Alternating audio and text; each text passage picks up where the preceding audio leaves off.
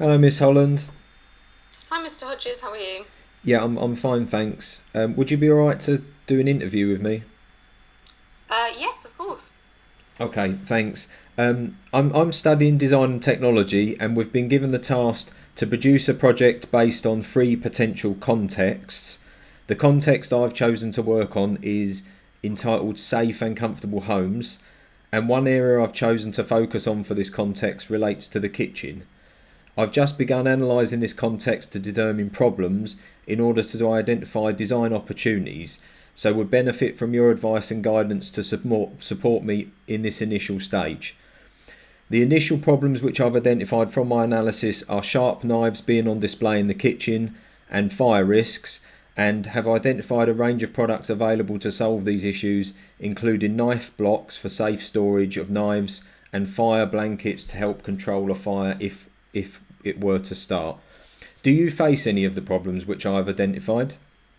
Okay, so I think with the problems that you've identified so far, I probably have concerns around kind of sharp knives, their storage, making sure they are, stored safely and aren't causing kind of a hazard within the kitchen.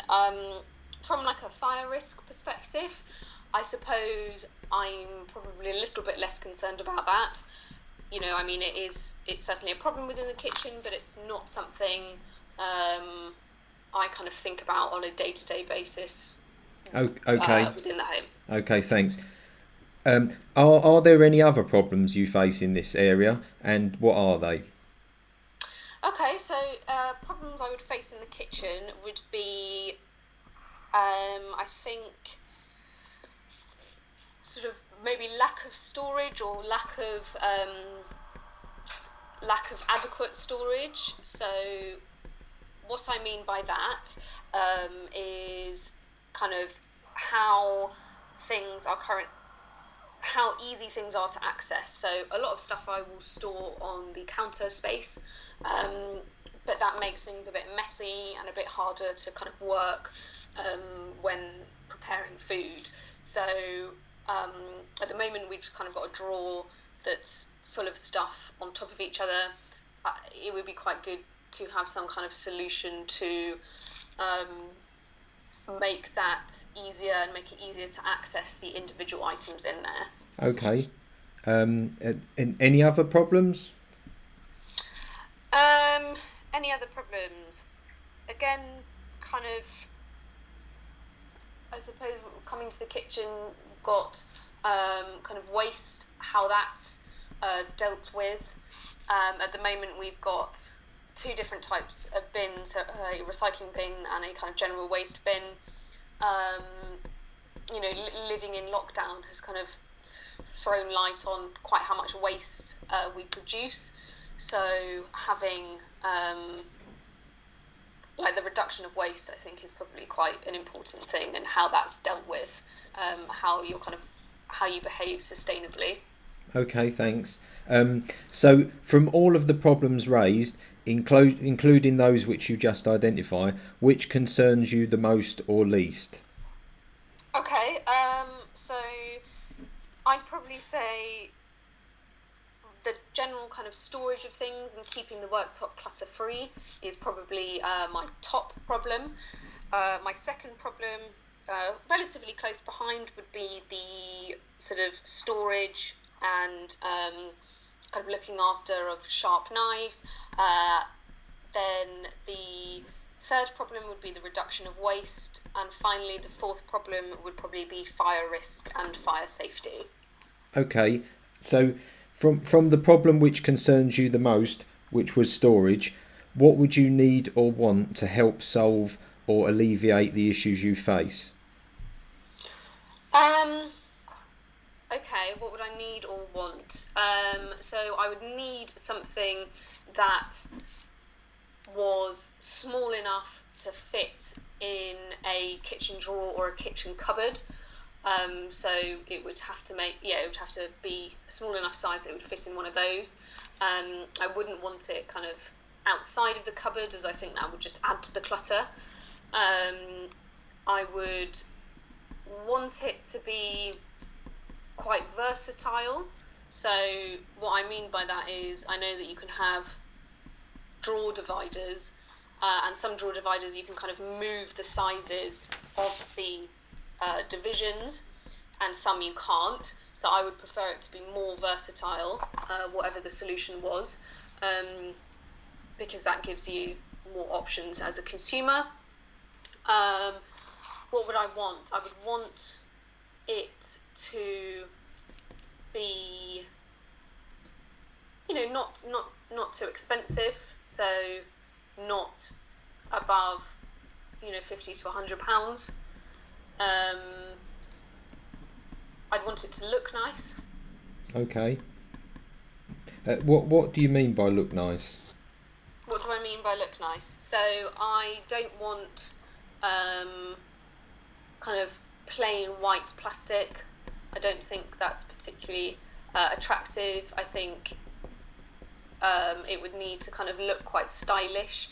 So, if you were using plastic, for example, potentially some kind of clear acrylic would be more attractive, or, if you were able to use some kind of wood, but keeping it relatively non-expensive, some kind of plywood, as I think that's quite fashionable at the moment. So that looks quite nice. Okay, thanks. Are there any solutions you have purchased or used in relation to any of the issues raised? And if so, what is good and bad features of these? I haven't purchased anything so far, as I haven't really found anything that kind of hits all of my criteria. As I've said before, I've seen that you have things like drawer dividers, but most of these sort of look quite flimsy, and you can only kind of divide one level. Okay, thank you. If I need more questions to ask, I will come back and interview you again. Thank you.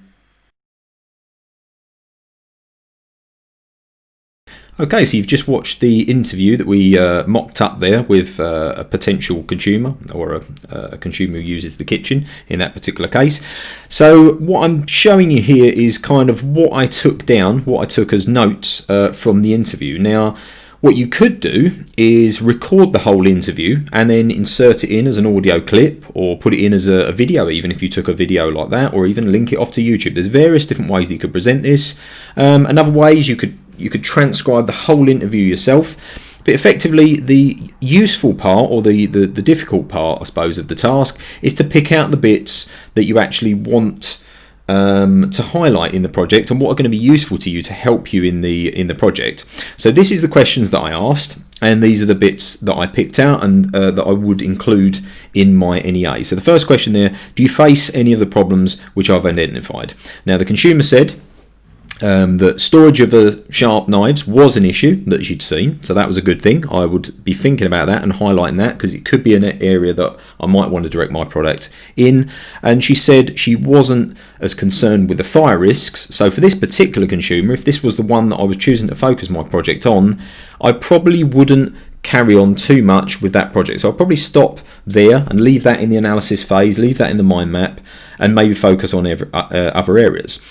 I then asked, are there any other problems that she faced? So from my initial brainstorm, I only had literally 2 or 3 points on it. And what you could do is, following this, is add to the mind map. So you could add these in following the interview. And what she said, two other areas that she has concerns within the kitchen environment, was the lack of adequate storage of kitchen items and the need to be able to easily access them. Okay, things like, knives and cutlery and tools and things that you use in the kitchen. You want to be able to get to them quickly, but you also need to be able to store them nicely. So that could be another kind of project, another avenue I could look into. I could add it to the analysis. I can add more detail. The other thing she mentioned there was dealing with waste generated in the kitchen. So she mentioned lockdown, but obviously it's always an ongoing thing, whereby you've got recyclable things, you've got compostable things that you throw into the garbage caddy things that get rotted down and can be used as compost and things like this, and you've got general waste which needs to be thrown away in the normal bin. So that's another area. Again, I can add this to my analysis with all those details that I've got. So my mind map, the first mind map, the 1, 2, 3 approach, I could add all these bits in and say from consumer feedback, or I could just add them in to add detail to the project. Moving on, I then said, from all the problems raised, which concerns you the most or least? Now, this is an important question, I think, because as I said with this first part here, there's no point in doing a project for a consumer when they have no interest in that project, because we've got to speak to them later about our design ideas and about our progress and stuff, so we want to get useful feedback. So what I asked her to do there is just prioritise what was most important, second and third and fourth and so on and so forth, and it's quite clear that she wasn't that interested in fire safety. These top three might be things that are of interest because they kind of piqued her interest as we was talking about the interview, so I could probably choose any of these three projects or all of these three projects to explore in the form of design ideas, and then the next time I talk to my consumer I might get more useful response to guide the project a bit more. So I don't have to kind of narrow the project down straight away at this point, but I've got three key areas there that she might want to look into. Moving on, I then asked about one of these things. So this is the bit where you could do this multiple times. So in the questions that I chose there, I just said, right, so for this one problem, what are your needs and wants? Okay. I then moved on and said, right, there are other solutions and stuff like that. So what I could do is repeat this over and over again. So I could repeat this question in here, 1 and 2. I could repeat it over and over again then for knife safety storage as a second thing and managing kitchen waste, and record all the responses. Or if I want to just go a bit shorter, I could just do 1. But I'd certainly do 1 as a starting point, and that's what I did. And what we found out there was she had many needs and many wants, even at this initial stage, of what this thing needs to do. Again, they're not particularly specific, which is good, because we don't want it to be hugely specific at this point, because otherwise that would limit our ideas and limit our creativity. But what she says, she needs the product to be small enough to fit in a kitchen drawer, and she's given us a rough cost range of what she's willing to pay. And you'll notice we've got a cost range. That's probably because, you know, we're looking at this at the lower end, so she might be looking at projects within that things. So things that are too cheap she might not be interested in, things that are obviously too expensive are out of her range, so we wouldn't do that either. In terms of her wants, she doesn't want it to clutter the surface. She'd like it to be versatile, so changeable for different needs or changeable at a later date, and it should look nice. And I asked her what she meant by nice. Now this is an important thing as well, because people often say it should look good, it should look nice. I hate this as a response. Okay, so you need to ask those questions. It's a bit like when people say it should be a reasonable size or it should be safe. You know, everything should be a reasonable size, everything should be safe, everything should look nice, but different people's definition of what is safe, nice, and a reasonable size are different. So really do, if they give you a generic sort of response, really probe them to ask a little bit further. And what she did was, she doesn't like white plastic and plain surfaces. What she does like, if we're going to use plastic, she'd prefer a clear acrylic, but she also inclines to like natural woods and things, and she mentioned plywood because she says that's quite fashionable. So I can discern there that she's someone who's interested maybe in keeping up to date with fashion trends within products and stuff like that.